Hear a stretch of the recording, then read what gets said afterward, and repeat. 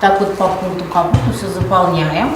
Битләшләр бердәм республика имтиханы тапшыруның бердәм көне республика күләм акциясына кушылдылар. Аның максаты ата-аналарны бердәм республика имтиханы үтү процедурасы белән таныштыру.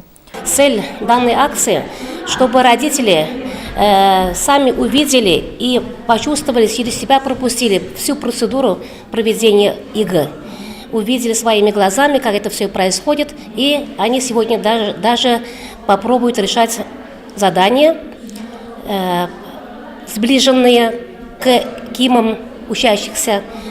Бүген безнең имтиханны әти-әниләр биреп карый. Монда барлыгы 30 кеше катнаша.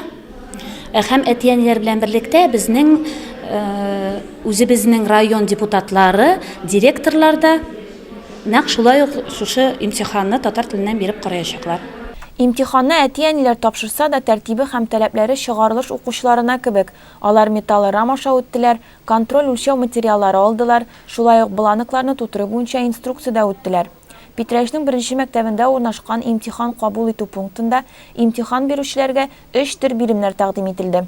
Татар теленнән имтихан тапшырып биреп дигәчендә үзебезне сынап карарга килдек инде һәм теге балаларның шуннан дихисләр кичерәчәкләрен уйлап, теге фаразлап дигәндәй үзебездә күрәс килде. Әти-әниләр белән бергә парта артына мәктәп директорлары һәм авыл җирлеге депутатлары да утырды. Алар да белемнәрен тикшереп карадылар.